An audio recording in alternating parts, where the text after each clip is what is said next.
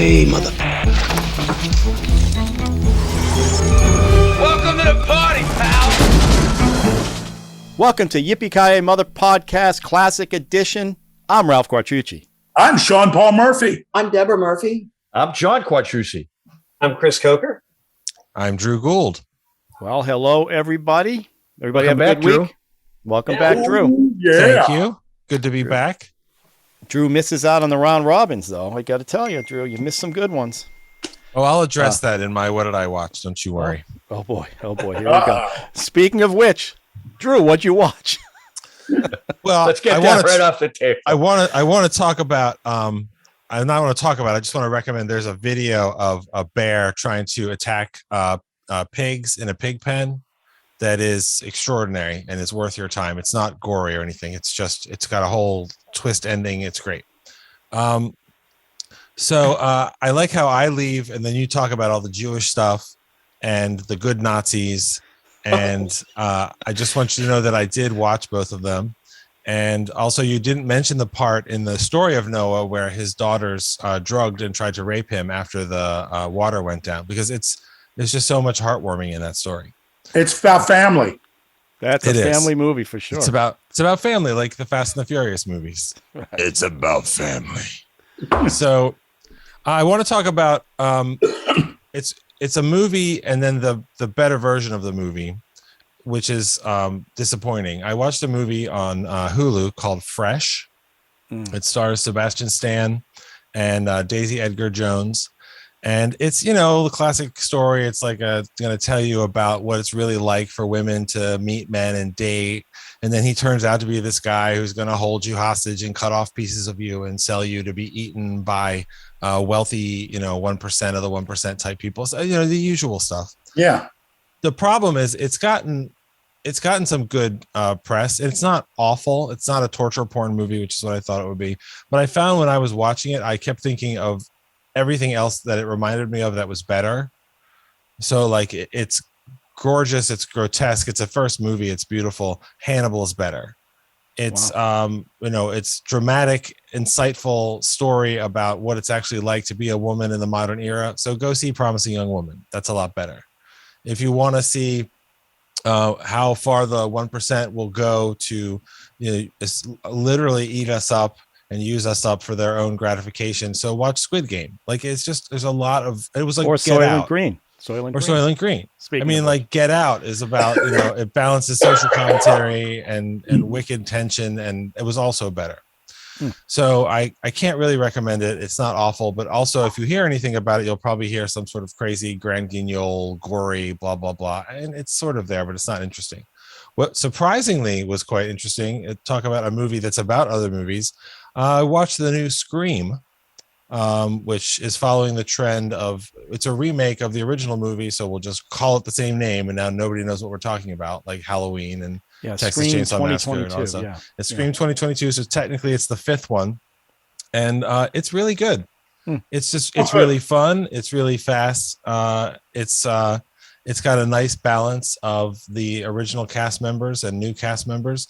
And of course, that's all discussed in the movie because it's a Scream movie. So they talk about the rules of horror movies and the rules of sequels and all this other stuff. And I found it way more fun than I thought it would be. It's on Paramount Plus. And if you like the original first couple of movies, especially, it's worth your time. It was fun.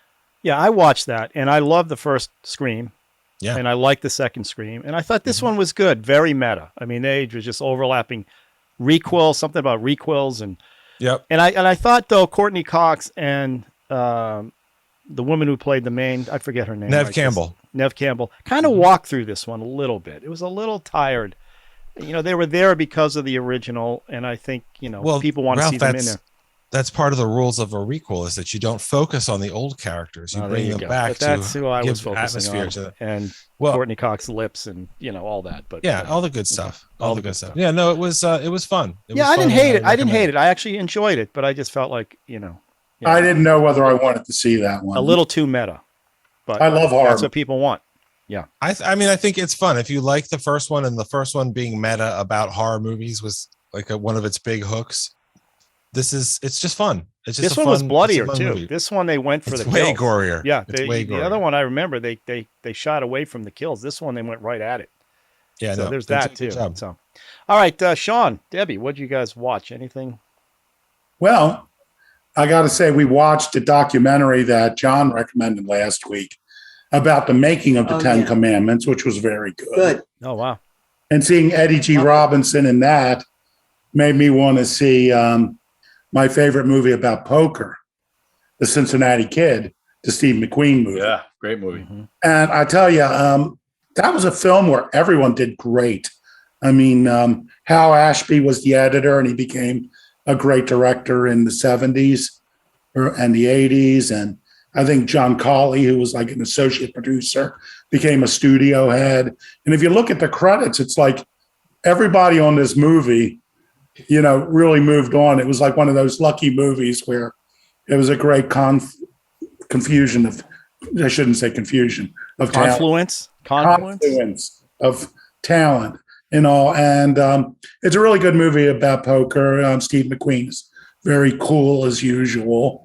And it's set in New Orleans. And, you know, it's my favorite movie about poker. So I did like the opportunity to see. Robinson was great in that movie. Yeah. And I always love his line, you know, you're good, kid, but as long as I'm around, you're always going to be second best. He played him. I love the way he played him. Yeah. And it's a great performance by Robinson as the old man, you know, going against the young kid and the cocky kid. And Carl Malden is great as like this really honest guy who is forced into being corrupt in the film, you know, and it's a lot of fun. That reminded me of The Hustler. Yeah. Yeah. Very much vibe.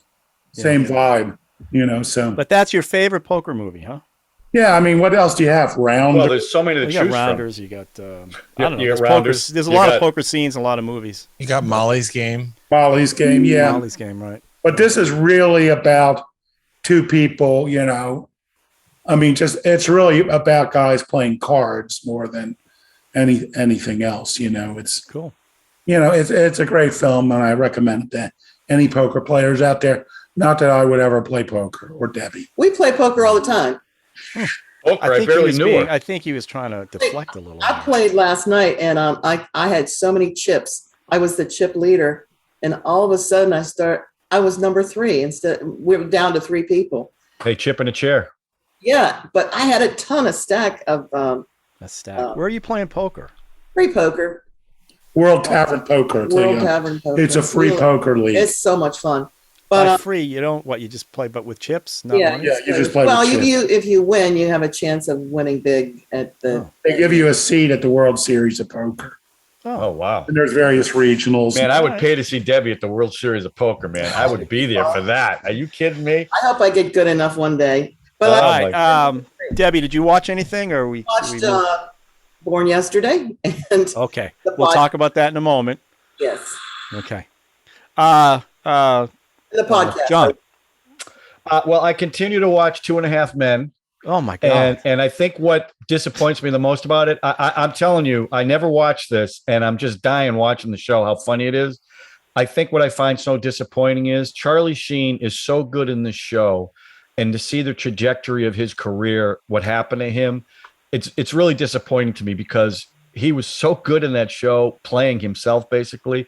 But it's just so funny. But the other thing I've watched, I watched Free Guy and the Adam Project by Ryan Reynolds. I think I liked the Adam Project a little bit better. It had a little more heart to it. Although time travel movies, the plot is always you can drive trucks through the plot holes, and there was a lot of them in that movie. But I really did enjoy it, and I like Ryan Reynolds a lot. Now the thing about Ryan Reynolds is. He plays himself in just about every movie. And I don't necessarily think that's a bad thing because Jimmy Stewart did it. Henry Fonda does it, you know? So I think he's an easy person to watch on screen. And the kid in the Adam Project was really, really good. The Free Guy movie, my wife, Rose, after 15 minutes left. She couldn't watch it. Oh, we loved it. We saw it. She didn't get it. Went back to the theater. There was something about the beginning of it where they had to explain so much of the world and video games and stuff. And I don't think she connected with it. So she couldn't. I've never seen her do that before. She's never even. I mean, it's a remake of the Lego movie. That one. Well, it is. Yeah, you're right. It is. But I enjoyed it. I really did. I one. like them both, but the fun. Adam Project, they really try to shove the heart down your throat in that film. Well, and it was they hit every every Spielbergian mark. I was going to say it looks like an 80s nostalgia trip. That's what they're doing. I'm totally That's the vibe there they're for. going for. I'm totally there. Except there's something I liked it, and it had about it. There were very touching moments in it, and the special effects were very good. And like I said, the kid holds his own against Ryan Reynolds. I mean, there's no he's doubt pretty about good. it. There's a scene in the bar with Jennifer Warner that I'm looking Jennifer for Garner. Isn't it Jennifer Garner? Garner. Yeah. Jennifer Warner's a musician. Yeah, but I recommend both of them. I think they're both actually pretty good, and they're both on HBO Max right now. But I'm telling you, if you've never watched 2.5 Men, and believe me, I was against that show because I think the few pieces of episodes I saw were in the later seasons, right before he crashed and burned, and it was just super. I just found it super raunchy, like not funny raunchy either, just raunchy to be raunchy. And I'm only in the first 2 seasons. And there's a little bit of it, but nothing really bad, and it's actually really, really funny. So I'm anticipating the trajectory is going to change about the 5th season. So, but again, what a waste. I mean, when he starts getting funny. the tiger blood, that's probably when. And it's too bad because he's good. How's he doing now? He's not doing anything right now. How's his mental state? Have you heard? Well, I don't know. He's not. Well, once he got fired from the show and everyone ridiculed him, he kind of just went away. But if you remember his, Hot Shots. Yeah. I mean, his early films, there was a lot of Wall Street. I mean, he was so good. A lot of Wall stuff Street. He literally went off the rails. He did, and it's too bad because I like I said, he's really funny on the show. And John Cryer is great too. I mean, I don't want to dismiss him. The chemistry between the two is unbelievable. And my favorite character is Rose because she's beautiful. And everybody, hang on. Internet has gone. Make the connection. Yeah, might be my connection. I rebooted, everything came back. So, well, that's good. Did you get the first half? Yes. Good. You did not have to repeat what. So, John, you were in the middle of saying what a great actor Charlie Sheen was. No, weren't we talking about? We're talking about Free Guy. We're talking about the Adam Project, Free Guy, weren't we at that time? Oh, I thought we were done with that. Okay. Well, anyway, move on to Chris. What'd you watch? Guys, I actually went back to the movies this weekend with my son. We went to go see Death on the Nile, the new Kenneth Branagh version of the Agatha Christie novel. Strangely enough, I was rewatching Murder on the Orient Express, and my son, who's younger, he's 9, got really into it. So when I had some time, he and I went to go check out the film. He did a great job, loved it. The movie itself is interesting. I like Kenneth Branagh a lot. I like his take on Poirot. I mean, there's been a lot of different takes on that character.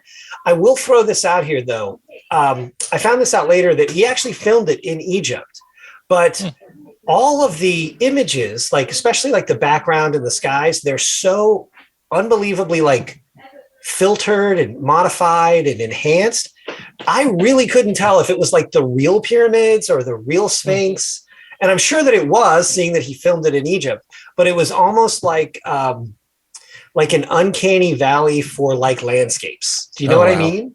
It was weird. I literally was watching it going, are they really in Egypt?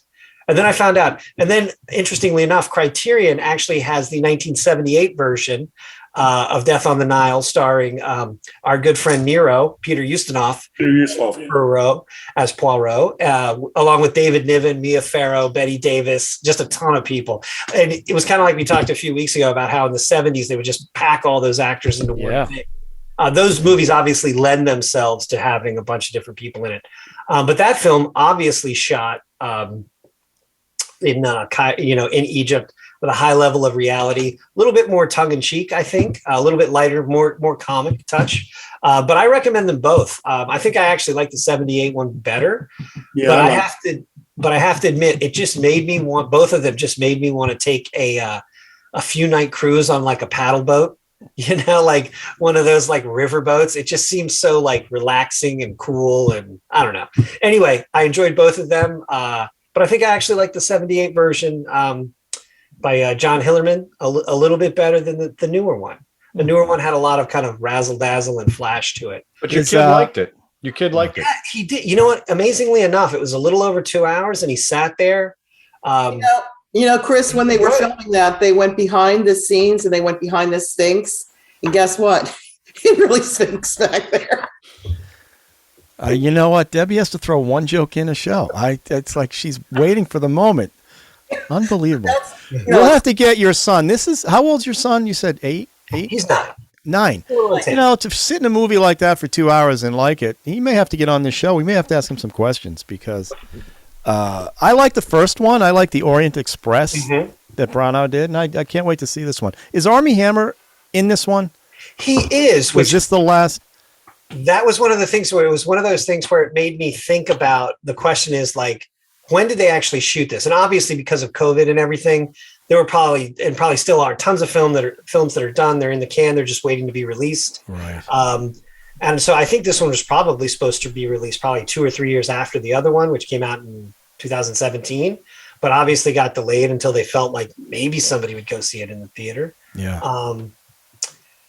The first, but long story short, he is in it. And I was kind of surprised when I saw him. I was like, I love the whole mustache gag with Branagh with the Perot. That's pretty funny. It's pretty good. All right, I'll be quick. I'm going to talk about 2 things, but 2 things quick. One, I watched the whole Pam and Tommy thing on Hulu. So good. And it's really good. You talk about, I always talk about equipment porn. Well, this has got equipment porn and internet porn all mingled together. It's an amazing show. The allegiances I have for each person in the show go up and down and sideways. You're everybody's sympathetic. Even Pam and Tommy, I kind of have a whole different perspective on what they were put through, even though I couldn't stand him. And he's the reason that the shit went down because he was such a dick to supposedly a carpenter, if that's really true. A really big dick. Really big dick. Right. Huge talking dick. Huge talking penis. But the stuff about the tape, the high-A tape that he found, and then the whole converting the tape to VHS and how the internet was starting, the web, people still didn't know about www. It's just real fun. Good show, good series. Again, like all these series, I think the series, it's 8 shows, should be 5 or 6 shows. Yeah. I mean, could actually be a movie for God's sakes. It's like the actors, I know why they're doing good. The Sebastian Stan. You forget who they are. Really? They were amazing. They really enveloped the roles. It's amazing. The makeup was amazing, and I mean, you talked about like it's just there's so much crazy stuff in the movie and in the show, and it's what happened. Like he really did dress up like their dog and sneak onto their property and then wheel the safe off on a hand cart. It's crazy. And then left. I mean, what I liked about it was that, Tommy Lee is a bastard. He ripped off this guy who's no prince or anything.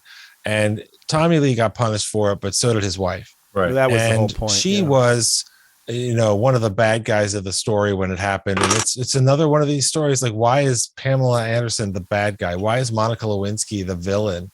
And I'm glad that we can look at it with different eyes now because it's just awful what happened. Well, and I felt sympathetic to Tommy even. I mean, she definitely deserves the sympathy based on what went on in this one. Because she was put through the ringer for no reason. You said, everybody thought they did it, and they didn't do any of it. It got stolen from them, Yeah. Well, she's got a documentary that she made about it coming to Netflix later this year, apparently. Oh, good. I can't wait to see that because I have a different perspective. Participate. And the whole Jay Leno, like, they really picked on Jay Leno quite a bit in this one, which I think is good. Speaking of dicks, I mean, he is. But that appearance that's in the show is actually a composite of 2 real appearances. So the way that she talks to him about what happened to her and how it felt I just like the stuff, powerful the scenes stuff. the scenes in the writer's room with him when all this was going on. The second thing I'm going to talk real quick because it relates back to our conspiracy thing. I was watching a show shot by C-SPAN in January of 92 about the JFK movie, Oliver Stone's movie. And on the panel were movie critics, government critics, and a senator, Senator Henry Gonzalez, who I guess he was in Dallas the day Kennedy got shot. And he was talking about all the movies, and he called out Executive Action as one of the films about the conspiracy that people, if you want to see a conspiracy film, this is the one to watch. JFK, it's some facts. All of these movies are all based on slight facts, but he called out executive action, and I felt pretty. And that was from 92. It's amazing to watch these C-SPAN things from 92. I mean, it's like built-in podcast. It was before social media, but everybody has all the same crazy conspiracy ideas and throwing it out, people yelling at each other. It was fantastic. All right, but now we're back to this show. Let's get back into 1950. Debbie brought a film to the table. Debbie, what's your film? The film is Born Yesterday with Judy Holiday. The director was George Cukor. Cukor? Cukor. Yeah. And she won an Academy Award for this film. And it was nominated for Best Picture and Best Director. Best screenplay. Best screenplay. But she's the one that won the award. And she was, the story is about. Let's watch the trailer first. Okay. And then after the trailer, give us a little synopsis.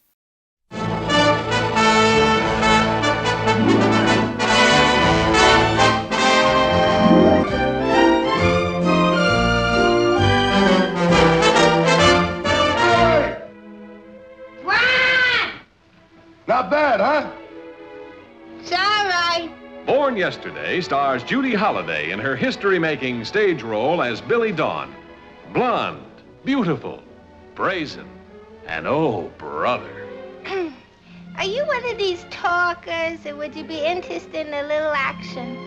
Academy Award winner Broderick Crawford as that man of distinction, Harry Brock. And William Holden as a guy with a nose for news, an ear to the ground, and an eye for a blonde.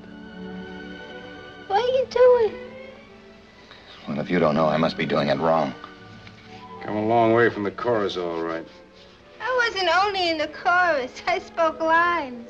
Really? I could have been a star, probably, if I'd have stuck to it. Why didn't you? Harry didn't want me being in this show. He didn't want to share me with the general public. What's so important I should get married all of a sudden? If you ever got dragged into court, a wife couldn't testify against a husband. Anyway, you've been engaged for 7 years. Never understood why you waited this long. I didn't want to be rushed.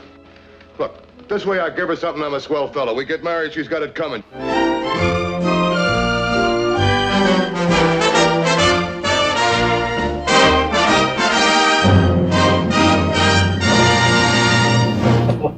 Wow, that's classic. I love those trailers from that period. I mean, really, they all have that look, don't they? Yeah, that's incredible. What's the film about? Okay, it's about Judy Holiday. She is a chorus girl. She meets with this very chorus girl. She had lines. She did. How many? 5. 5 lines, and she had a real high voice. She also played a role similar to this, which she used that same role voice in another. I can't think of the film. Sean, you would know. Adam's Rib. Yeah. Yeah. She was the. Thank you, John. You're welcome. She played the similar role as the same kind of they would call it class A, D class A, not class C, but D class A. A person with a heavy accent from Brooklyn maybe, and she acts like a ditz. She comes out as you see her with the she's the girlfriend of this high roller. I mean, he's got trash man. Yeah, right? He owns trash. Broderick Crawford. I had no idea that was Broderick Crawford. Yeah. I only know him Academy from Award. He had won the Academy Award the year before for Best Actor. Oh wow! Well, the only thing I knew him from, what's that cop show he was on? Yeah, Highway Patrol. Something. When I was a kid, he was old to me. I saw this guy super young in this film. I'm like, holy cow, that's Broderick Crawford. So he's a trash guy, and she's his chorus girlfriend. He's in a junk. Yeah. But she's 29, and how old do you think he is? 60, 55? She said she was 29. I think Broderick Crawford's character? Yeah. No, he's in his 40s. But the way he looked, he looked young in this. Everybody looked old in those days. Well, those days, yeah. William Holden didn't look old in this. No. And he looked smart because he wore I glasses. think I have a new man crush, by the way. I think William Holden. Yeah, he plays Style like 17, baby. All right, so okay, so she's his girl. She's his Broderick Crawford's girlfriend. What's his name in the film? His name is Henry Brock. And he goes to Washington. And he steal a congressman to pay off a congressman. Pay off a congressman. Get off, and they're introduced to the congressman and his wife, and she just doesn't sort of fit in. You know, she's like not sophisticated at all or knowing how to act. You know, she has no couth. She's very uncouth. So her boyfriend wants to hire William Holden as who's a reporter like there to write a story about Brock. Right. There's also Brock's lawyer, right, who's there. Who could have been the attorney general. Okay. And the whole time he's there, he's making her sign papers, right? Because she's somehow she owns pieces of his company. Because they're not married. They're not married at this point. They're not married. But they've been together a long time. Right. 7 years or something. Yeah. And they live in this suite. So I don't know how they got away with that in 1950 to be together as unmarried people and living, in the same hotel, sort of set up. Well, the senator's wife gave her a little kind of look. Oh, not married, right? She gave a little eye thing there. Well, but if you remember, they were living in that suite in D.C. because they were visiting D.C. Yes. But they also had separate bedrooms. Did you hear how much the price of that suite? She said $400. Yeah, $400 a night. $400, right? Yeah. Well, that's one tank of got gas. A whole wing. He got a whole wing there. That's right. He got the whole floor, right? He got the whole floor and everything. All right, so he wants to hire William Holden to educate her so that he can bring her to parties and she doesn't embarrass him. Right. Even though he's a total brute, like a boorish douchebag who's pushing everybody around and treats everybody like crap. He lives money, so it's okay. He lives at high volume. He's also on the shady side. Slightly. Not very much. Slightly. So anyway, William Holden and Judy have they have a chemistry right from the beginning. And, that happened quick too. Yes. And as soon as they're alone together, as the very next scene, they're kissing each other. Well, she hit on him pretty hard. Oh, yeah. Yeah.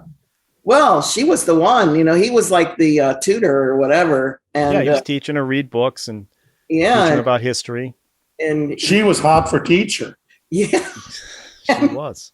She was really into him. And he kind of said, put the brakes on it a little bit. Yeah, he said, don't for one night. Don't put the brakes on it for one night. Well, he was also worried about getting whacked. I mean, come on. Yes, indeed. Yeah. I mean, right in the same hotel, scenario and everything. He could have walked in any $200 a week. I'll pay you $200 a week. Oh, he's not going to do it for you.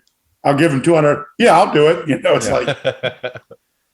So anyway, right away, the thing is, there's so many. It's comedic. It's so funny. All the things, the pranks. Her character is just really riff with, slapstick and just cute, and just the way she was adorable. I mean, she's dancing around and doing little quirky things, and she was cute as hell. And she's playing gin rummy and she does a couple things. And I mean, they really had her boyfriend and her initially, they had a relationship, was solid. Yeah. Some good things happened, some bad things, but mostly they were having like, a long-term type thing. And she didn't know she was coming from the chorus line, her world was very small. And then she's with this millionaire. Well, she's like, wow, this is great. And we play gin rummy all day. And the next day you play gin rummy. And the next day you play gin rummy. And it's probably not all that for her, even though she's got, all these beautiful clothes. She's got 2 minks. Well, but before she got educated, she made the point to say she was happy. She was happy with that life that she chose. She was very content with that. Yes. Yeah, there was a little guy always there with alcohol, some little guy with a hat on. It was the cousin of Brock. The cousin, serving constantly gin and tonics and whatever. Scotch, he's like Jimmy Kimmel. Like the whole family is there, just helping out all the time. Yeah, well, that was working for him. And everybody was a little bit drinking all the time, He also, William Holden's character also takes her out. Paul Verrell takes her out to the sights of Washington D.C. right? And the movie was shot in DC, obviously. So Lincoln Memorial, they go to the Jefferson, they go to the National yeah. Gallery of Art, and she's learning stuff. She's picking things up. And she was smart. I mean, you watch that gin rummy scene, right? And she's beating him every time. And she's doing all the math like that. Like he's giving her numbers and she's just jotting everything down. I mean, she was, you know, what do you call it? Dumb like a fox. Yeah. Right. That scene is very important because it reveals that she is smart, that she does have the ability to comprehend things. And she, in her own way, she's smarter than him. Oh, yeah. And that scene, I think, was very essential to set up because she goes through a pretty big transformation in a very short amount of time. Kind of. I mean, I thought it was going to be more of a transformation. But anyway, so he's teaching her things, and then they fall in love somehow instantly. Well, the thing is, it's all physical. You know, it's all on the surface. Again, she's moving from one, you know, physical realm into the other. And the point I was thinking when I was watching this movie, I said, man, she has no loyalty for this boyfriend. I mean, she didn't stop to think a minute. You know, boyfriend that hit her.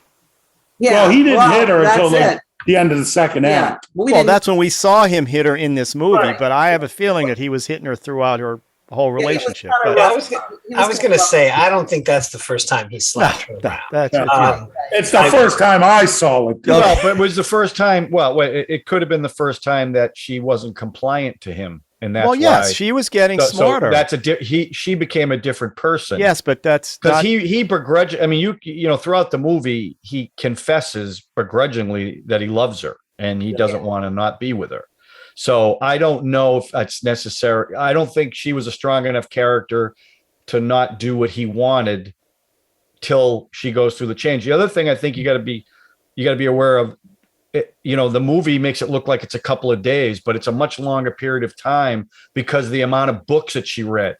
Yeah, that's how you know it's a much longer period. William Holden talks about all the various books she read. It's not a 2-day thing. This has been happening over time, and they've been growing closer and closer and closer. Even though in the movie it seems so compressed, it's really not. Well, she hit on him on the first time. That's right. Hitting on him is one thing. Falling in love. She was already not before she got hit. After her transformation is what you're talking about. She was already hitting on William Holden for whatever reason. I don't know if she does that all the time. I think she assumed that's what he wanted.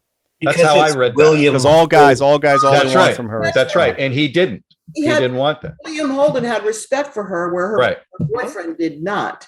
Yeah. You know, he diminished everybody. Everybody was a prop to him. I mean, his lawyer. Well, he treated her like everyone else, like the help. Look at She how was the help. Like the lawyer. And I thought it was a great scene with the congressman when Brock is yelling at the congressman and he leaves the room and Billie Holiday calls him in. It's like, why are you letting them talk to that? Right. You're the one with the power. You know, and the sense of shame like the congressman feels. And he appreciates what she's saying, but it's making him feel ashamed. I thought that was nice. Wasn't that scene after she was in the Jefferson Memorial reading all that? So she was learning what she was doing, what her boyfriend was doing was wrong, you know, putting him in his pocket for financial gain. So, you know, she has some kind of, you know, epiphany. And she just really, at that point, just, gives up on him.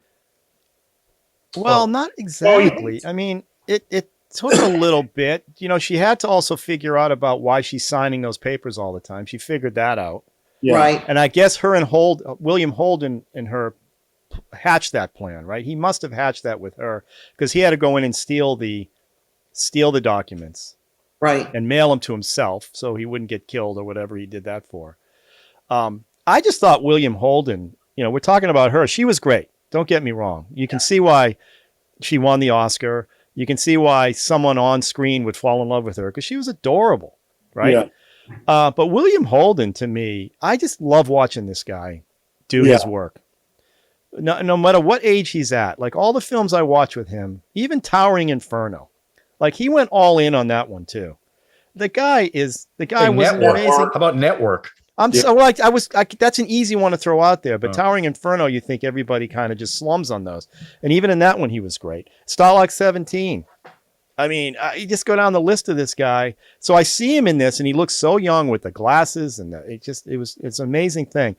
A little contrived the way they fell in love instantly. Okay, I mean, you lose some of that. Yeah, it was all physical. That's gonna. Well, she asked him at the end, "Is it my body or my brain?" At one point, she goes, "Is it my brain you like now or something?" I forget what she said. Anyway, so he said both, right? I think he said both. Yeah, it's only fair. But I like how he kissed her and then he wasn't interested in anymore. So she's like she later says there's a moment with a man and a woman where it either happens or it didn't happen. And she's like, we had that moment and it didn't happen. So now he's just a teacher. And he's like, no. Maybe the moment hasn't happened yet. He was still hoping there. Yeah, he was still hoping. All right, Drew, you haven't said anything yet. Jump in. That's why you're here. I had never seen this movie. I had never seen, or I don't even think I really even heard of the remake. With Melanie Griffith. Mm-hmm. I watched this. Why is that? This is what I've heard that before. That Working Girl. No. They remade. There's actually a movie. Oh, called I didn't know that. I'm sorry. Yeah. Oh, I'm sorry. Yeah. Okay. With Melanie Griffith as the lead and John Goodman as her. And wasn't Don Johnson Don Johnson was the. Oh my God, that's the. Oh, I'm sorry. I get so confused about that. Okay. No, I mean, Working Girl. You could see it's definitely Well, it's an homage to that. Yeah, maybe. Yeah, and I mean, I've never seen the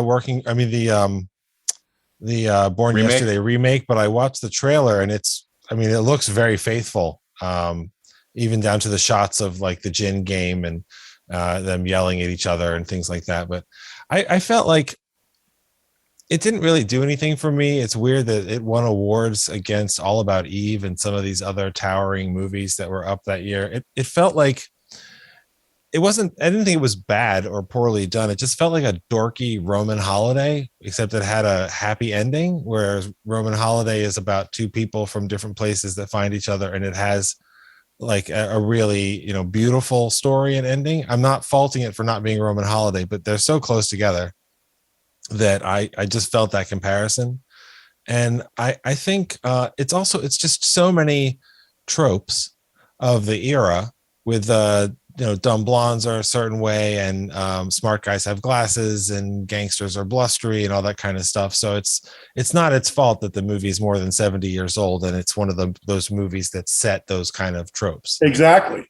So I think it's hard to go back and watch some of these movies. Like it's hard to go back and watch Citizen Kane now and be completely impressed with what it looks like if you don't know that the reason everything looks like that is because he did it first, and that's why it's so extraordinary. Right. But I was trying on. Let me just because I want to jump in just for a sec because I always complain that I can't watch these films with my 2022 eyes, right? My new eye.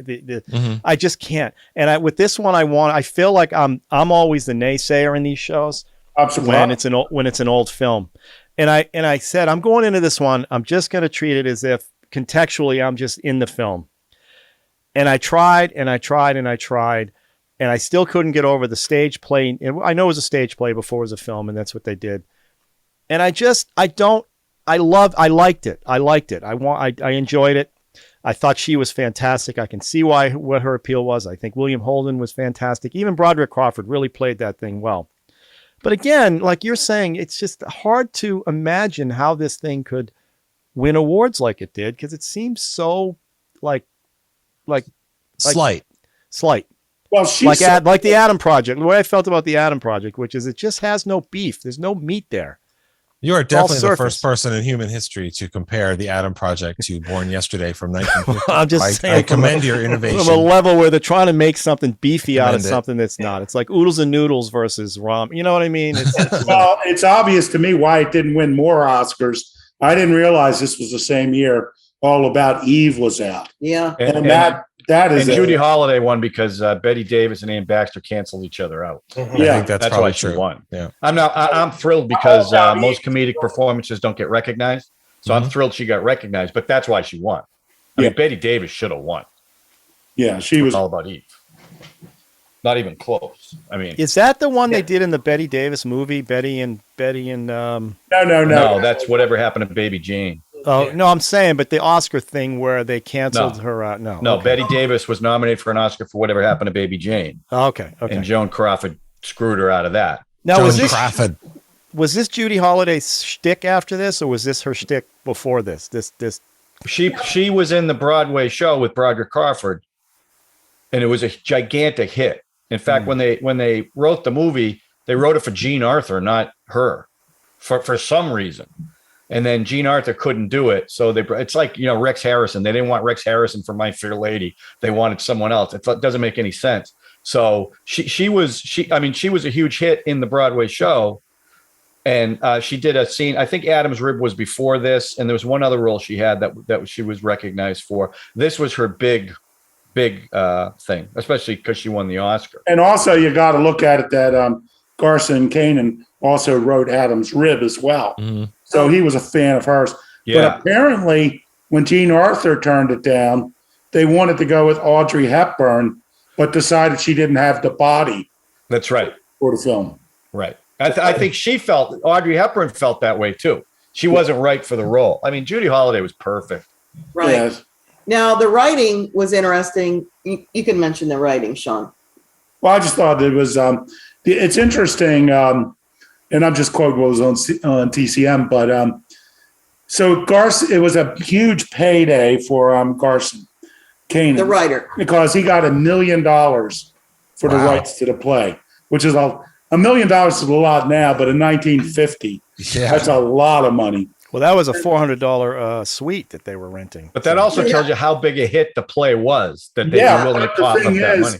They thought he would write the script for free because they paid him so much for the play. And he's like, no, I'm not writing it for free.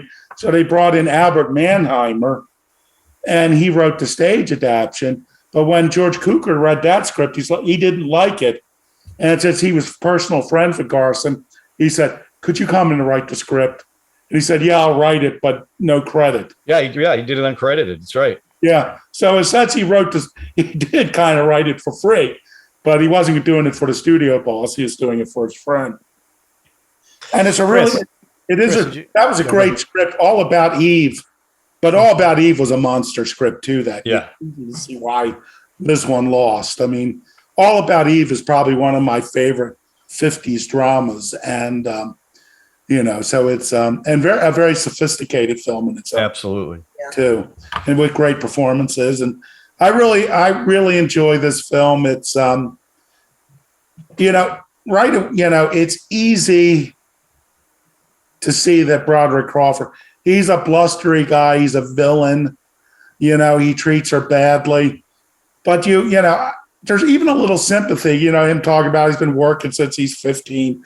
You just get the sense that he loves her, but he's incapable because of maybe the way he was raised or emotionally. He's really incapable of loving somebody. You know what I mean? So you feel bad that you don't want her to stay with him, but you sense that if that new her stayed with him, she might have, she would have been good for him.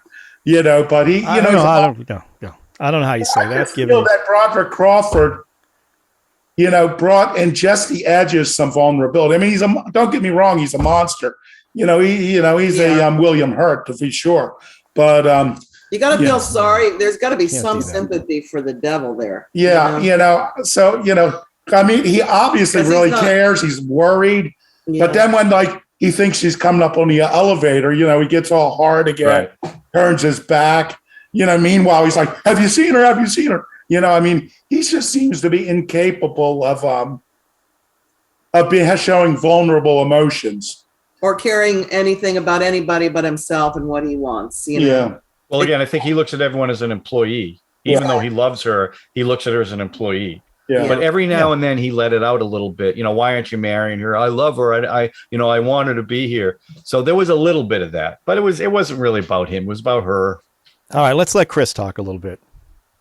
Oh, I was just going to say, I watched the trailers, and it was great that they had the original trailer from the 50s. I always like to see the way that, that they marketed films like that. And, when you watch the trailer first, and it seems like it's going to be a pretty straightforward kind of romantic comedy. Do you know what I mean? William Holden, here's a chorus girl. William Holden shows her a new world. She leaves, let's face it, older fat guy for William Holden. Who wouldn't, I think she should go with the fat guy.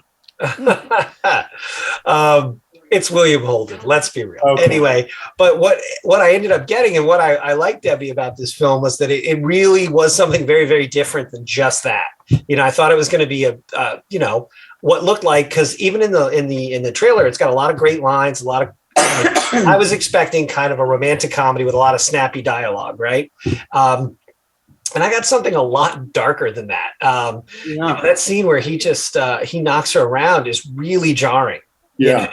Because it's like there you get it. He kind of pushes the other men around, but when he does that to her, and he's obviously using her as a patsy for his business, corporations and all of that kind of stuff, and she is just not with it. And it is a nice kind of turn there. I mean, I didn't expect that darkness, and when you talk about it getting nominated for a lot of stuff, I mean, I think this is at a time where we probably very rarely saw, any kind of spousal abuse. We'll call them spouses at this point, spousal abuse and that kind of stuff. So I think that for the time, I bet you this movie felt like it had a bit of a hard edge on it, even though there's still a lot of like romantic kind of, hey, we're going to pull off this caper and all that kind of stuff. Compared to today, no. I mean, you compare this to other movies about, domestic abuse. And it's not all that this movie was about, but I really did kind of enjoy that turn, that there was this kind of much darker angle. Yeah, it pivoted. It really pivoted. Yeah, but how many movies are there about the abused spouse, whether it's mentally or physically, who end up getting smart and getting out and doing this, what she did? I mean, we said Working Girl. I mean, well, yeah, you're talking about today, but back then, you don't think? I'm just saying in general that archetype of the dumb woman who's with somebody. Well, first of all, that dumb blonde like that was very different than you normally see. There was a few before her, but she really patented that whole thing. And in gangster movies, they would slap around the malls, but you really didn't see it like that. And I agree with you, Chris, because I hadn't seen this movie before. I've seen clips from it, and when that scene happened, it was very shocking. I was like, wow, that was like real in a movie. Yeah, because you didn't expect it from him. That's even right. though and he her was reaction blustery to it was, she was scared. Like, he's going to really hurt me. Mm-hmm. And then she, soon after that, she gained strength, and he looked like he was going to hit her again. And she just went right up to him. And then his true colors came through. He wasn't going to mess with it. Right. So I agree with you. That really, it took a weird turn at that point. But again, the script is based on the stage play. So this is what happened in the stage play. And that's what I'm sorry, Chris. Yeah, I want you to finish before I say anything. Oh, no, I was just going to say that, like I had never seen this film before. I was really I don't want to say pleasantly surprised, because that sounds wrong. But at the same time, I did kind of enjoy what turned out to be a much more kind of dark film, when I thought I was basically going to get a little more depth to it. Yeah. When I thought I was essentially going to get a piece of like 1950s, Doris Day, Rock Hudson type of. You got it, man. Exactly, Drew. Yeah. And instead you got Mrs. Smith Goes to Washington. So well, her solution, most of these films end with her getting the whole company, right? Her solution was like, she didn't want the money. Didn't want the money. I fell in love with this guy. Yep. I'm going to give you your one contract a year. One contract a year keeps him in tow, and she gets to go take off with you. John, what there's more you want to add? I'm confused. Yeah. Well, first of all, I love this movie. I had never seen it before. I've seen clips from it. And as everyone knows, I love the classic films, and I can't believe I hadn't seen this one. The script is very similar to the stage play. And you're right, Ralph, it is staged very stagey, like, Broadway stage. But George Cukor really opened it up. That's why they could have done this in a studio, but they didn't. They shot in DC.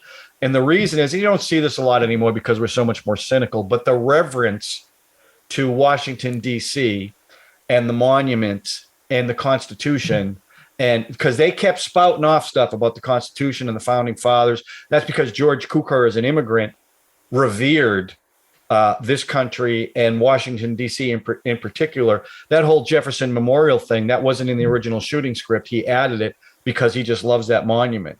So I love that part of it. And from a master class in comedic timing, that gin game is one of the funniest things I've ever seen with very little dialogue in it. The timing between the two of them and the reactions between the two of them was just hilarious because there were beats in that they just held it. She's shuffling that she's, and it just went on. And you're like, did you read the thing that she doesn't like to fly, so they took a train from New York? They took the train, and that's all they did was play. They played gin the whole time, and she ended up winning money from him. Right, $800 or something. But the beats where you could drive a truck through the beats of that scene, but it worked perfectly because the payoff was gin at the end and getting all front. It was just great, and she was wonderful in the movie.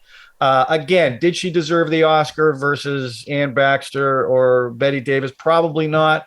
But as someone who's always been a bigger fan of comedies and drama, I'm always thrilled when somebody wins for a comedy. And it wasn't that it wasn't deserving, but relatively speaking to that, probably not. But I really like this movie. I agree with Chris, though, that one scene where it really took a different turn for me, because you expect a happy Hollywood ending. You don't expect something like that. Like he's going to end up having a heart of gold, the gangster. No, he's a bad guy. He was bad throughout the thing. And that just was the cherry on top of it. And again, her reaction to it was really powerful. So I really, really enjoyed this film. I'm glad you picked it because I hadn't seen it, Deb. So thank you. I just want to add about the DC scenes. I've been here now 35 years, and I still drive around and stare at the stuff and go, "Oh my God, this is amazing! Sure. What has gone on here and what goes on here." And to see those scenes, the way they shot those scenes, even in the Museum of Art, they go into the National Gallery of Art. I just really appreciated that. But the difference is, like with Mr. Smith Goes to Washington, it was all backplates. Yeah. Right. In this, they went there. Right. They're walking in these places. Right. I love that. And it's amazing to see them. It's amazing to see those places with nobody around too. That's what I was trying to say. That's right.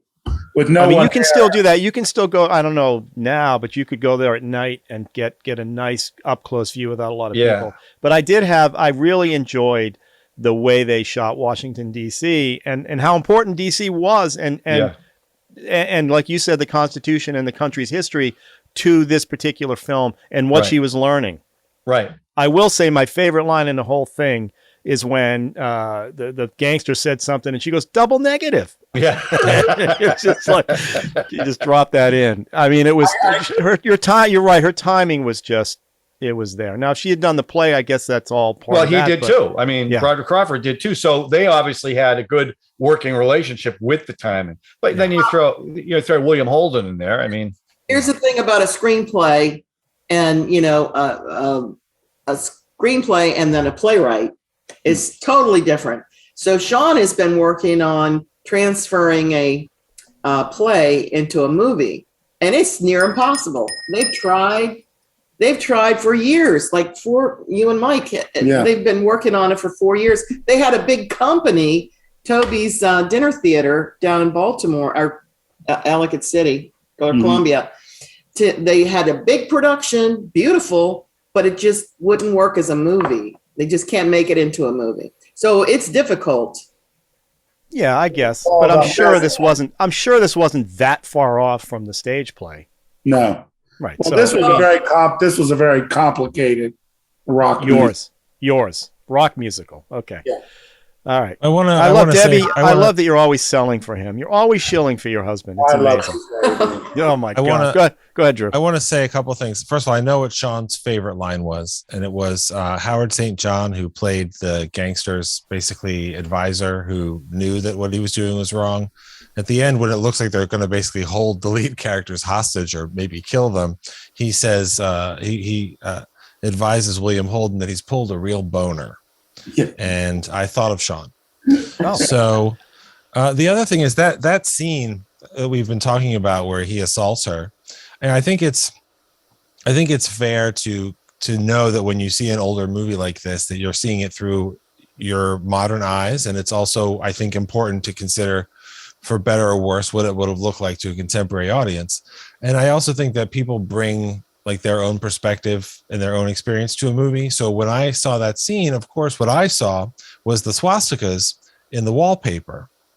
And I thought, wow, that's really surprising that they had these, and they're facing the to the right. They're not like, oh, it's the original backwards one. They are instantly recognizable swastikas, and that was really weird in 1950, 5 years after the war, that they just had that. I missed that. I didn't see that. Oh no, it's there. But then at the end of that scene, she screams that he's a fascist. Right. And I was like, holy shit, that's really clever production design, because it's all there. It was just really bizarre because it distracted me. Definitely didn't say that. Fascist, and I'm born in New Jersey. She knows that. Right. Yeah, there was some broads abroad. That's another line. A broad's abroad. So yeah. All right, let's rate it. You want to rate it? Oh, wait a minute. Oh, what do you want to say? You have something else you want to sell? Well, I got this book. No, just kidding. It's easy to look at the relationship with Broderick Crawford. And although you're right, Drew, that kind of thing I wouldn't say would probably ever acceptable, but it was less common at the time. I mean, more common at the time.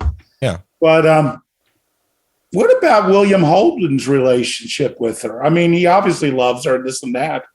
But is he letting her be her, or is he creating her in his own image? Is she, there was some My Fair Lady vibe in that thing. Yeah. We weren't sure where it was going to go. That's true.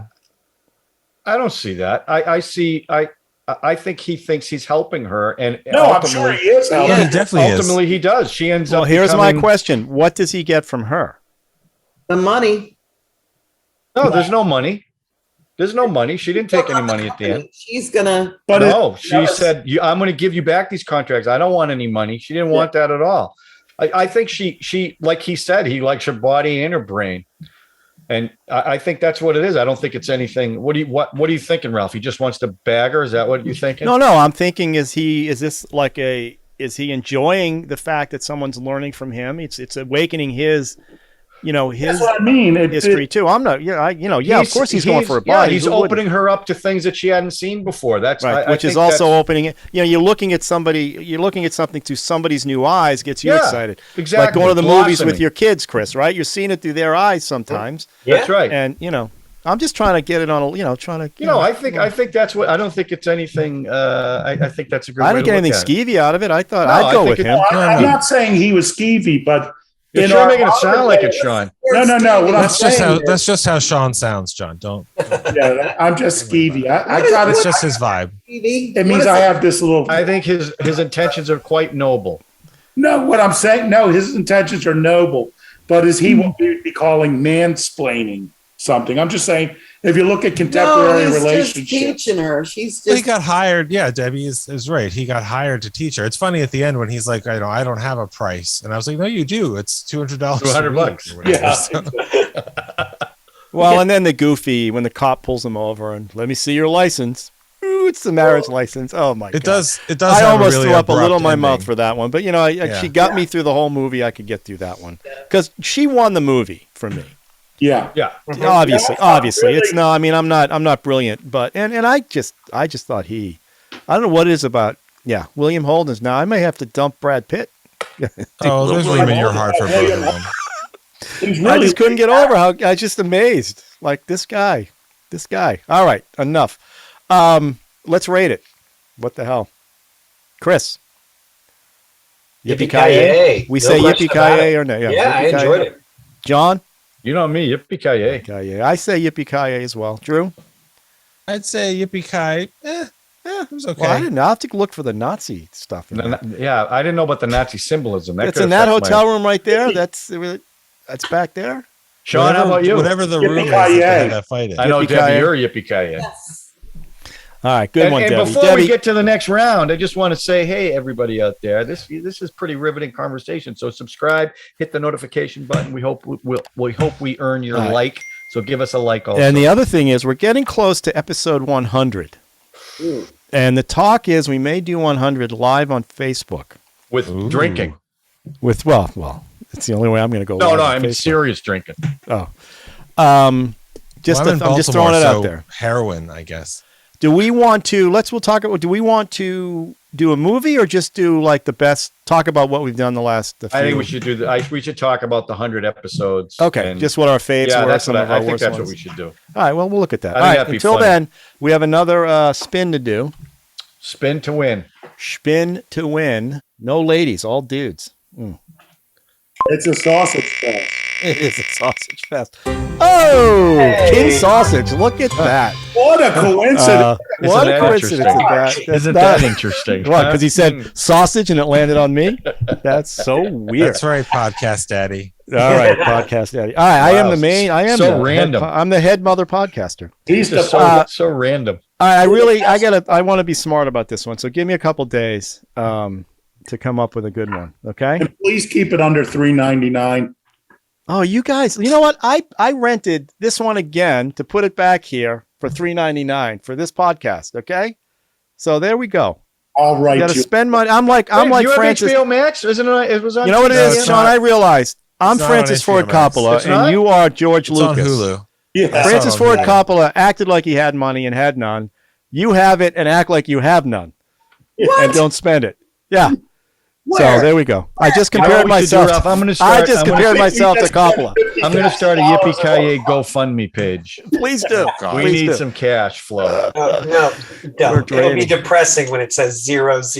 Oh no! Don't you worry about it. I got All plenty right, of friends. I'll find a. I got to think of a good one because $5 here, $5 there. It adds up. we've kind of drifted from our main, the 70s films. I think we got to bring a good one back. That's because most 70 films suck. That's not true. I think All right. you're Completely go with wrong, that. John. So but gritty. that's okay. They're just so Again, gritty. Debbie, thank you very much. I think that's That's a great job. that's the first time I saw it. John saw it. I think Drew, you said the same thing, right? I've never seen First this one time either. you've seen. Yeah, Born no, I've Yesterday? never seen it. Oh, I've never nice. seen it. So that's I Debbie. enjoyed about this one. is we Nice, saw Deb. something we hadn't seen. Can So I good say job. something? I've Yes. seen it a couple times, but when he hit her in that thing, it still really surprised me because Yeah. I always remembered the lighter parts of the film. So it was like I was like, wow. Well, it's violent and it's loud. I mean, there's no Yeah. question. He slaps her. And a little scary. Yeah. Because, like I said, it looks like he's going to hit her again. You've been rooting for her the whole time, and Right. that just was shocking. So Yeah. okay. Look at us. We're so enlightened. It's amazing. I'm telling you. What a world. All right. So, Drew, you're going to join us next week, too, right? I would be honored. Thank you Okay, very good. much. And Chris, same with you. You just let me know. Everybody. Yeah, I shouldn't be. You're not getting a trouble as far haircut. as I mean, you're not getting your hair done that day. Nah, are he you? should never cut that hair. Ever. Ever. And Change hey, the listen, haircut. Chris, I'm going to give you one piece of advice. Whenever you're in front of the camera, pretend like you're on camera. Okay? Because you and your wife looked so angry before you knew that you were on. It was- Okay? yes. I wish we were recording because I'm like, I would It was- love to hear what they're saying. Yeah, I you think really I was. I think I really- might have been recording. It really looked like she was going to smack you and make you sign stuff. It was pretty intense. We were nervous. Um, We got nervous, but she was so lovely on the big show that we knew she would never do that. So Well, You're right. it's there's a little, I can't do that, but of course, women beating men, that's a little more socially acceptable these days. No, I'm kidding. Absolutely. No, Believe like me. I said, my complete inability to ever get anything to work right does great. I mean, we've been together for like 15 years all told, so I can see why she kind of gets sick of me going, "Hey, how do I make this microphone work?" yeah, that would be annoying. Yeah. Well, maybe you deserve to get hit. Ralph wanted to know if you got the Wow. media package. He said, didn't he get the media package? Well, she has slowly and surely created it over the time with various, She is your producer. givings. There's no question. She is, yes. She is your producer. So, But I think I just couldn't get this microphone to work. It's really upsetting. all right. Well, Sean got a new camera and mic and computer. He's looking great. Everybody's looking good. So everybody have a good week. Yep. And we'll see you next week. I'll give you the movie in a couple days, and we'll Nice. go at it. All right. All right. That's good. All right, everybody. Have a safe Hey, one. guys.